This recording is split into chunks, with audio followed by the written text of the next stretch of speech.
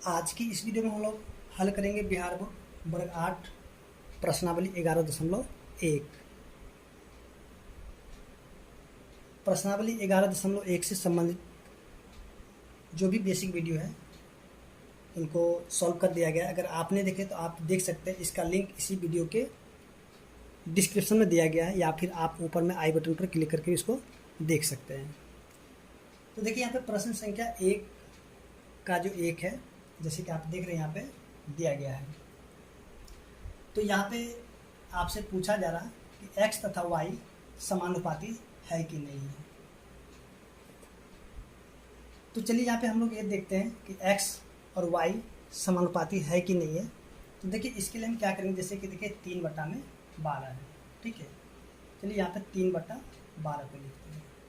उसके बाद देखिए 6/24 को भी लिख लेते हैं, ठीक है। और यहाँ पे कर लेते हैं 15/45। उसके बाद चलिए यहाँ पे करते हैं 20/60, 30/120। और इनको हम काटेंगे। काटने के बाद देखते हैं क्या आता है, 1/4, ठीक है। और इसको भी काटेंगे तो 1/4 हो जाएगा। इसको भी काटेंगे तो ये क्या हो जाएगा, 1/3 हो जाएगा। इसको काटेंगे तो ये भी क्या हो जाएगा, 1/3 हो जाएगा। फिर देखिए यहाँ पे इसको भी काटें तो ये 1/4 हो जाएगा। तो देखिए यहाँ पे सभी का जो मान क्या आ गया है, देखिए यहाँ पे क्या है, 1/4 है, ठीक है। फिर बराबर है 1/4 के, फिर से बराबर नहीं है 1/3 के, फिर से यहाँ भी ये बराबर है 1/3 के, उसका फिर से बराबर नहीं है किसके, 1/4 के, ठीक है। देखिए यहाँ पे समानुपाती होने के लिए या तो सभी का मान एक ही जैसा होता, अगर 1/4 यहाँ पे है तो सभी का मान 1/4 होता, या फिर यहाँ पे अगर 1/3 होता तो सभी का मान जो होता 1/3 होता। लेकिन यहाँ पे देखिए एक आया 1/4 और दूसरा आ गया यहाँ पे 1/3 आ गया। तो इसलिए हम कह सकते हैं x तथा y समानुपाती नहीं है, ठीक है। अगर एक जैसा मान आ जाता सभी का तो हम कहते कि यहाँ पे जो है ये समानुपाती है, लेकिन यहाँ पे एक जैसे मान नहीं आए, इसलिए हम यहाँ पे कहेंगे कि x तथा y का मान समानुपाती नहीं होगा। इसी प्रकार से अब जो इसका प्रश्न संख्या 2 है, तो चलिए उसको भी देखते हैं वो समानुपाती है कि नहीं है।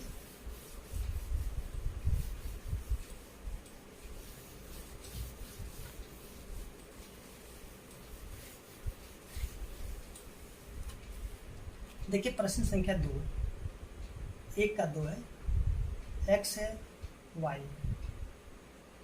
चलिए यहाँ पे सबसे पहले हम प्रश्न को नोट कर लेते हैं। तो देखिए जैसे कि आप यहाँ पे प्रश्न संख्या 2 को देख रहे हैं, ठीक है। चलिए यहाँ पे इसको भी क्या करते हैं, देखते हैं कि ये समानुपाती है कि नहीं है।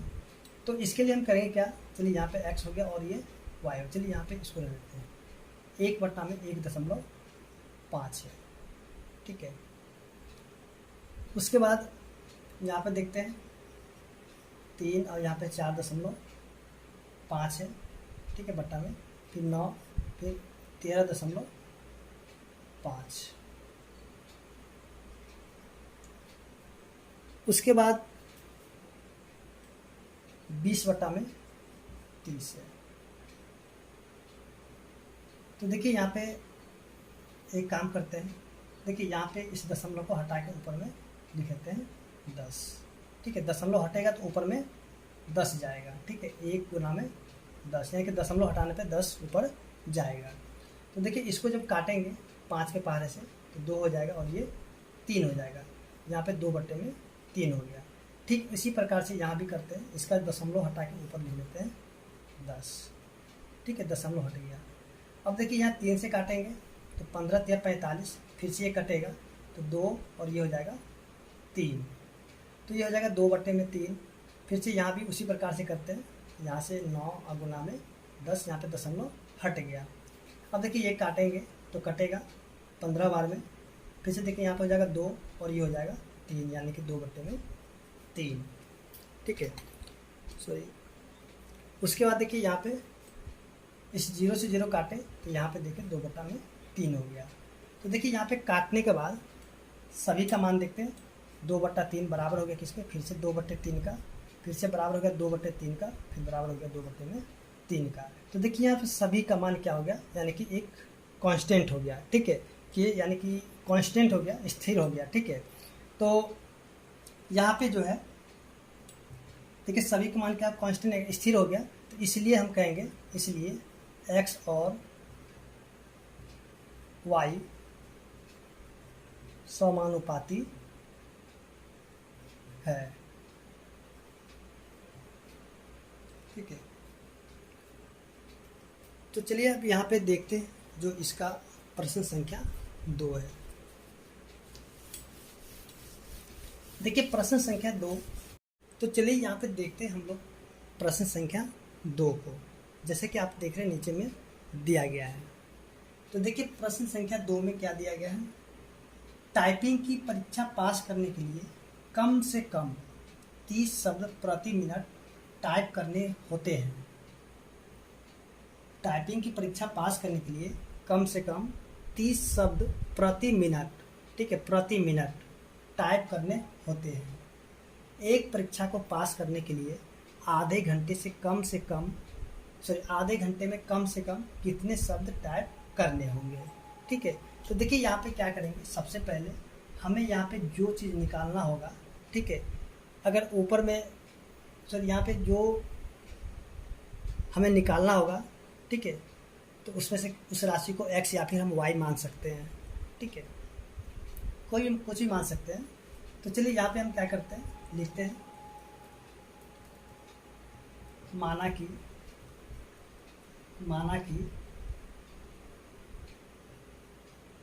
आधे घंटे में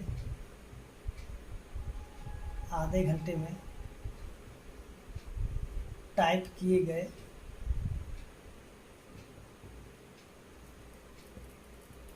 शब्दों की संख्या x है, ठीक है।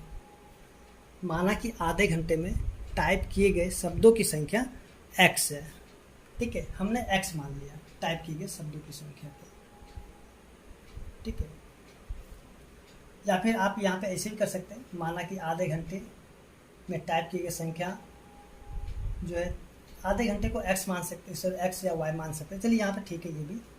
अब देखिए यहाँ पे एक चीज़ हम लोग समझते हैं। सबसे पहले देखिए 1 घंटा, ठीक है, 1 घंटा बराबर क्या होता है, 60 मिनट होता है, ठीक है।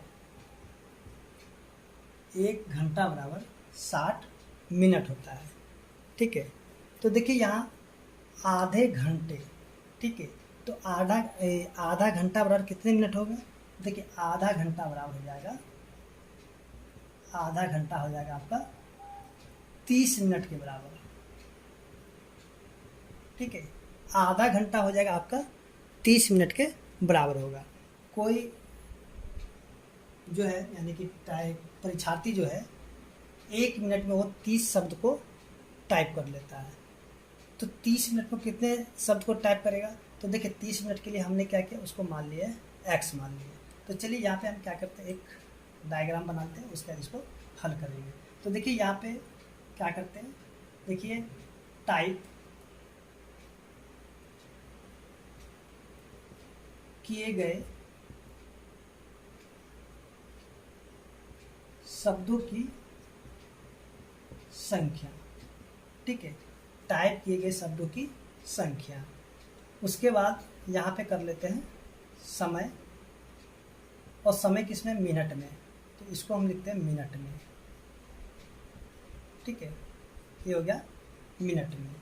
अब देखिए टाइप किए गए शब्दों की संख्या, यानी कि 30 शब्द को जो टाइप करने में 1 मिनट का समय लग जाता है, ठीक है। 30 शब्द को टाइप करने में 1 मिनट का समय लगता है। तो कहता है कि x शब्द को टाइप करने में 30 मिनट लगता है। तो यहाँ पे जो है आपसे पूछा जा रहा है कि इस x का मान क्या होगा। तो देखिए आप यहाँ पे ऐसे भी इसको लिख करके कर सकते हैं। यहाँ से चलिए इसको बॉक्स भी बना सकते हैं यहाँ पे, ये वाले,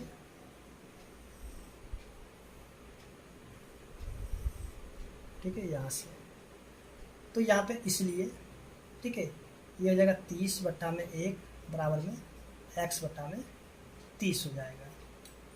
अब देखिए यहाँ पे जैसे कि हम लोग जो पीछे इसको सॉल्व किए थे, देखिए यहाँ पे 1 को गुना करेंगे x से तो x हो जाएगा, और देखिए 30 को जब 30 से गुना करेंगे तो क्या हो जाएगा, देखिए ये तिरछा तिरछी गुना हो जाएगा, इधर से इधर और इधर से इधर, यानी कि 30 गुना में 30। तो x की वैल्यू जो निकल जाएगा 900। अब देखिए x हमने किसको माना था, तो हमने x जो माना था आधे घंटे में टाइप किए गए शब्दों की संख्या को x माने थे। तो यहाँ पे हम लिखेंगे अतः आधे घंटे में टाइप किए गए शब्दों की जो संख्या है क्या हो जाएगा,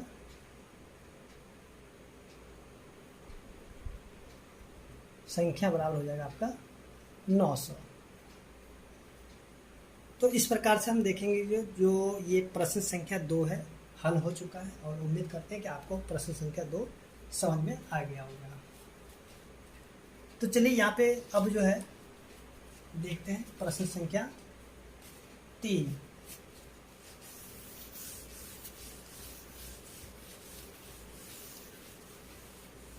देखिए प्रश्न संख्या 3 जैसे कि आप देख रहे हैं दिया हुआ है, और आपके पास भी बुक होगा तो आप वहाँ से भी इसको देख सकते हैं, ठीक है। देखिए प्रश्न संख्या 3 में क्या दिया हुआ, मुकुंद के पास एक सड़क का मानचित्र है जिसके पैमाने में 1 सेंटीमीटर की दूरी 15 किलोमीटर निरूपित करती है। यानी कि एक मानचित्र है जो कि उसका 1 सेंटीमीटर जो है ना बराबर है किसके, 15 किलोमीटर के बराबर है। तो गांधीनगर से जाकिर हुसैन सर्कल तक जाने वाली सड़क यदि 75 किलोमीटर है तो मानचित्र उसे कितने सेंटीमीटर से निरूपित किया होगा। तो चलिए यहाँ पे क्या करते हैं, लिखते हैं माना कि, देखिए जो चीज़ हमें नहीं मालूम है या फिर जो चीज़ हमें निकालना है उसको हम मान लेते हैं, ठीक है। माना कि 75 किलोमीटर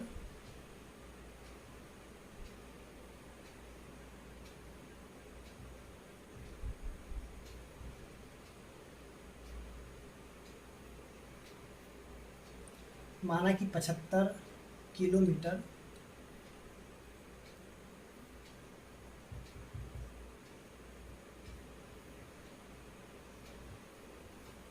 माना कि 75 किलोमीटर को x सेंटीमीटर से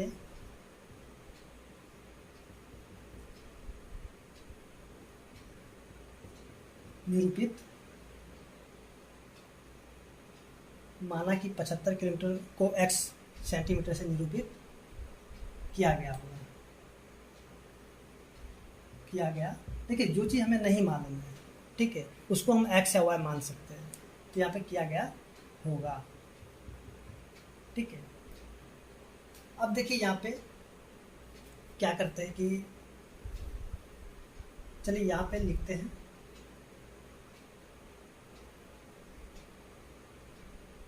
चलिए मानचित्र का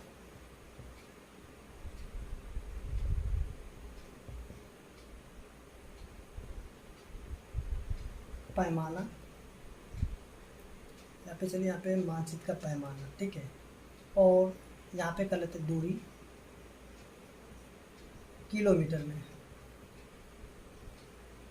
ठीक है, और ये आपका सेंटीमीटर में है।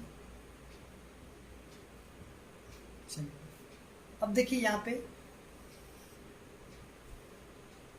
1 सेंटीमीटर, ठीक है, 1 सेंटीमीटर जो है आपको 15 किलोमीटर को निरूपित करता है, ठीक है।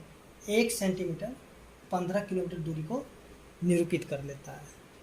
तो यहाँ पे जो x जो है x यानी कि x kilometre sorry x centimetre को, ठीक है, यानी x सेंटीमीटर को जो है 75 किलोमीटर दूरी को निरूपित कर लेता है, ठीक है। 1 सेंटीमीटर जो है 15 किलोमीटर दूरी को निरूपित करता है तो x सेंटीमीटर 75 किलोमीटर दूरी को निरूपित करेगा।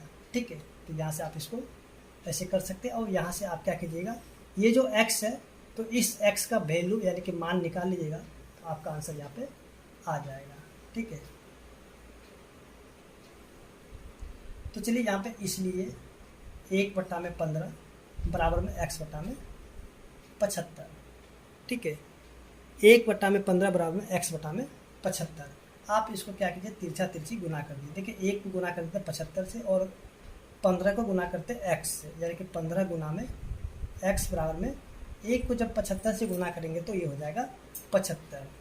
ठीक है, उसके बाद देखिए x बार क्या हो जाएगा 75 और देखिए यहाँ पे 15 गुना में है।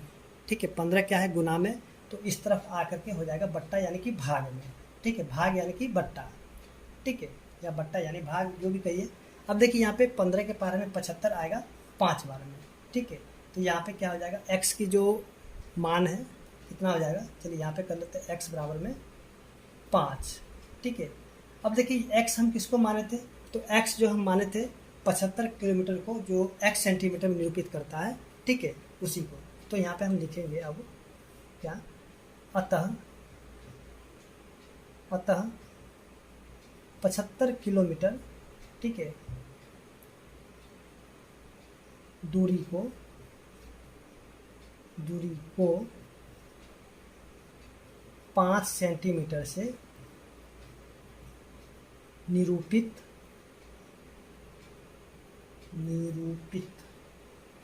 यहाँ पे निरूपित किया गया होगा।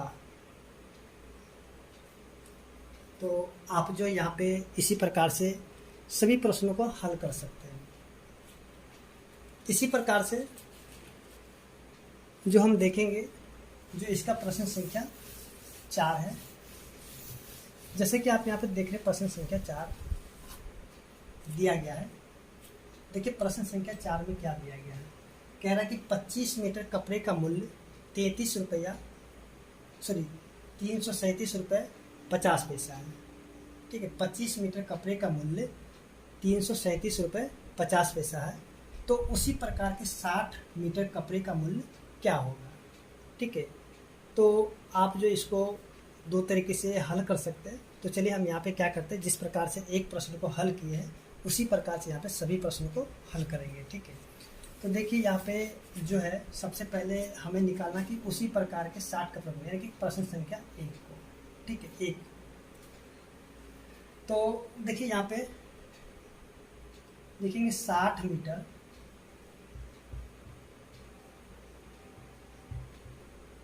कपड़े का मूल्य, इसको मान लेते हैं x रुपये।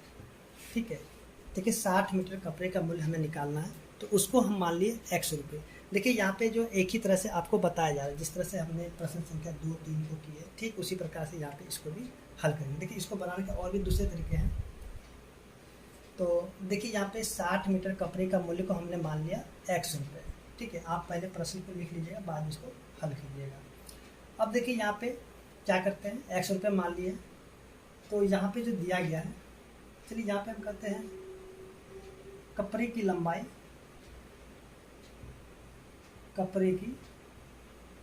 लंबाई मीटर में। ठीक है, और कपड़े का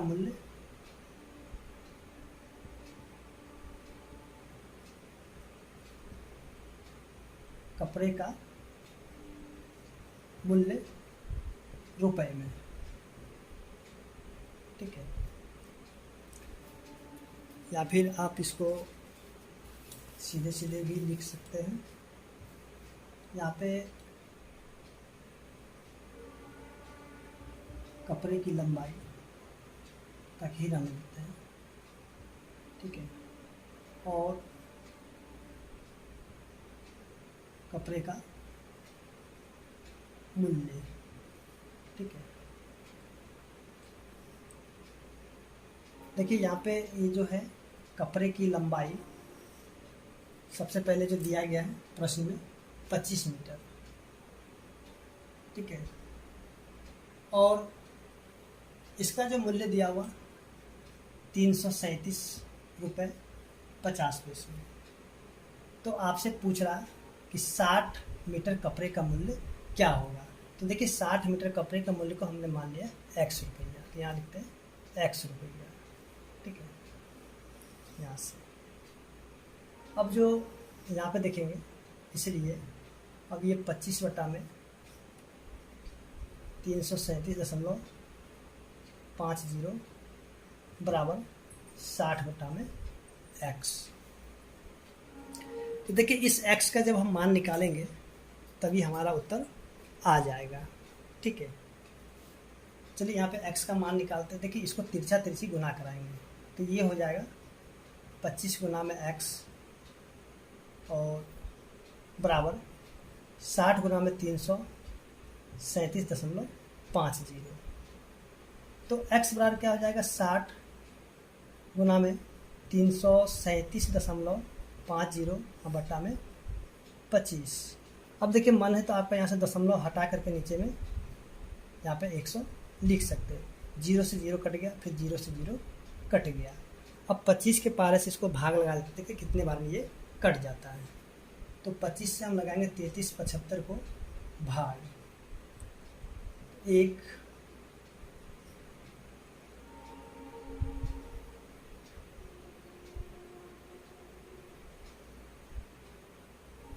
25 से 13 से 5 गया तो 8, 7, 7 में से 5, 2, 1, 5, 25 पंचे 125, यानी कि 135 बार में ये कट जाएगा, ठीक है। अब 135 को क्या करेंगे 6 से गुना करेंगे। तो देखिए 135 को जब 6 से गुना करते हैं तो क्या आता है, देखिए इसको 6 से कर देते हैं गुना। 6 पचे 30 के 0 बच गया, 3 6 18, 3 21 के 1 बच गया 2, 6 2 8, यानी कि x का जो मान निकल गया 810 निकल गया, ठीक है। x का मान निकल गया 810। तो यहाँ पे करना क्या होगा, हमें निकालना था 60 मीटर कपड़े का मूल्य। तो देखिए 60 मीटर कपड़े का मूल्य हो जाएगा 810 रुपये। तो आप यहाँ पे लिख सकते हैं, अतः 60 मीटर कपड़े का मूल्य हो जाएगा 810 रुपये, ठीक है। अब इसी प्रकार से अब हमें क्या करना, इसी का जो 2 नंबर प्रश्न है, चलिए उसको भी हम देखते हैं। 2 नंबर प्रश्न को चलिए इसको रहने देते हैं क्योंकि ये हमें ज़रूरत होगा, फिर से इसको रहने देते हैं और यहाँ से इसको हटा देते हैं क्योंकि इसी पे जो है दूसरा प्रश्न को भी हल कर लेंगे। देखिए अब यहाँ पे करा 1620 रुपये में इस तरह के कितने लंबाई के कपड़ा खरीदा जा सकता है, ठीक है। तो चलिए यहाँ पे लिखते हैं माना 1620 रुपये में 1620 रुपये में खरीदे गए कपड़े की लंबाई x मीटर है, ठीक है। तो अब देखिए यहाँ पे आप इसी प्रश्न से, जैसे कि यहाँ पे 25 मीटर कपड़े की जो लंबाई है, 25 मीटर कपड़े की लंबाई, चलिए यहाँ पे देखिए यहाँ पे 25 मीटर कपड़े का जो मूल्य है कितना 337 रुपये 50 पैसे। अब कहता 1620 रुपये में जो खरीदे गए कपड़े की लंबाई कितना होगा, तो इसको हम मान लिए x। तो देखिए यहाँ पे मूल्य जो है, मूल्य वाले यहाँ पे, तो मूल्य वाले को हम यहाँ पे 1620 लिखेंगे, ठीक है। और कपड़े की लंबाई देखिए ऊपर में, तो यहाँ पे लिखेंगे x लिखेंगे। फिर से उसी प्रकार से इसको भी हल करेंगे जैसे कि अभी हमने किया था इसका 4 का 1 नंबर को। तो देखिए यहाँ पे इसलिए 25 बटा में 337.50 बराबर में x बटा में 1620। अब इसको क्या करेंगे कि तिरछा तिरछी गुना कराएंगे, यानी कि x से इसको गुना करते हैं तो 337.50 गुना में x, और इसको गुना करेंगे 25 गुना में 1620। तो x बराबर क्या हो जाएगा, देखिए x बराबर हो जाएगा 25 गुना में 1620 बट्टा में 337.50। अब देखिए यहाँ पे जब इसको यहाँ से काटेंगे, ठीक है, सॉरी यहाँ पे दशमलव को हटाएंगे तो ऊपर आ जाएगा 100। देखिए 1 0 से 1 0 कट गया, ठीक है। अब देखिए 25 के पारा से ये कटेगा 135 वाला, जैसे कि अभी हमने भाग लगा के चेक किया था, ठीक है। ये कट जाएगा आपका 25 से कम 25। चलिए एक बार फिर से भाग लगा के चेक कर लेते हैं, गलत तो नहीं है। 25 से कम 25, 13 में से 5 गया तो 8, 7, 25 या 75, 2 1 5 25, ठीक है, 135 हो जाएगा। अब देखिए फिर से इसको काटेंगे, किससे, 5 से, 5 दूनी 10 और 27 में से 135। फिर ये लगता है 6 से कट जाएगा, 27 छक्के 162 के 6, 7 से बच गया 4, 16। चलिए यहाँ पे कट जाएगा, यानी कि ये कट जाएगा आपके 27 छक्के, यानी कि 60 बार में। तो देखिए यहाँ पे जो x का जो मान निकल गया कितना, 120, ठीक है, 120 निकल गया है। तो देखिए x हमने यहाँ पे क्या माना था, तो हमने यहाँ पे x माना था 1620 रुपये में खरीदे गए कपड़े की लंबाई को x माने थे, ठीक है। तो यहाँ पे हम लिखेंगे अतः 1620 रुपये में खरीदे गए कपड़े की जो लंबाई होगी 120 मीटर, ठीक है।